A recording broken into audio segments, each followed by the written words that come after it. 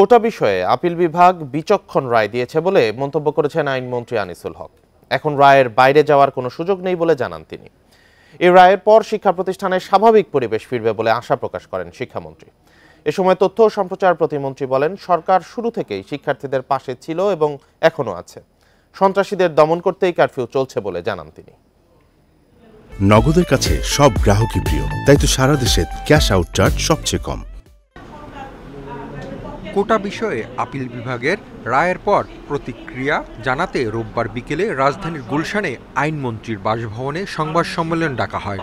এতে যোগ দেন শিক্ষামন্ত্রী এবং তথ্য ও সম্প্রচার প্রতিমন্ত্রী। আপিল বিভাগের রায় অনুযায়ী মঙ্গলবারের মধ্যেই সরকারি প্রজ্ঞাপন জারি হবে বলে জানিয়েছেন আইনমন্ত্রী আনিসুল হক। মুক্তিযোদ্ধার নাতি নাতনিদের জন্য কোনো কোটা থাকছে না বলেও জানান তিনি। এছাড়া আন্দোলনকারীদের দাবি অনুযায়ী জেলা ও নারী কোটাও থাকছে না। অত্যন্ত বিচক্ষণ একটা রায় হয়েছে।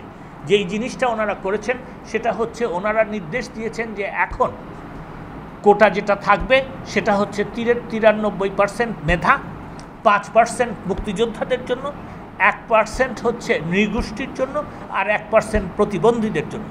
এ সময় শিক্ষামন্ত্রী মহিবুল হাসান চৌধুরী জানান, পরিস্থিতি স্বাভাবিক হলে শিক্ষা প্রতিষ্ঠান খুলে দেওয়া হবে। যারা শান্তিপূর্ণ আন্দোলন করেছেন তাদের যাতে হয়রানি করা না হয় সে বিষয়ে স্বরাষ্ট্র মন্ত্রণালয়কে নির্দেশনা দেওয়া হয়েছে বলেও জানান তিনি। শিক্ষা প্রতিষ্ঠানগুলোতে যাতে খুলে দেওয়ার পরে শিক্ষা বান্ধব পরিবেশ নিশ্চিত করা যায়। যারা মুক্তিযুদ্ধের পক্ষের শক্তি, সেখানে বহু মত পথের সংগঠন আছে, তাদের সকলের শান্তিপূর্ণ সহাবস্থান এবং তাদের যে কার্যক্রম সুষ্ঠু পরিবেশে যাতে করে তারা করতে পারে। তথ্য সম্প্রচার প্রতিমন্ত্রী বলেন, যেভাবে সন্ত্রাসী হামলা চালানো হয়েছে তাতে শিক্ষার্থীরা সম্পৃক্ত নন। সরকারের পক্ষ থেকে এখন যে পদক্ষেপ নেওয়া হচ্ছে তা সন্ত্রাসীদের দমনের জন্য বলে জানান তিনি। শিক্ষার্থীদের সাথে আমাদের আলাপ আলোচনা চলছে, তাদের দাবি আমরা বাস্তবায়ন করছি শান্তিপূর্ণভাবে।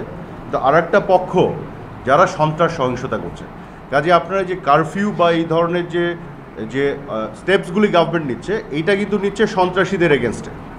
আর শিক্ষার্থীদের সাথে আমাদের এনগেজমেন্ট শান্তিপূর্ণভাবে সলভ করছি। এখানে কিন্তু তিনটা পক্ষ, সরকার, শিক্ষার্থী আর হচ্ছে সন্ত্রাসী। এদিকে টেলিফোনে জনপ্রশাসন মন্ত্রী ফরাদ হোসেন জানান, কোটা নিয়ে আপিল বিভাগের রায়ের কপি হাতে পেলেই প্রজ্ঞাপন জারি হবে। Hasif Mahmud Shah, independent news, Dhaka.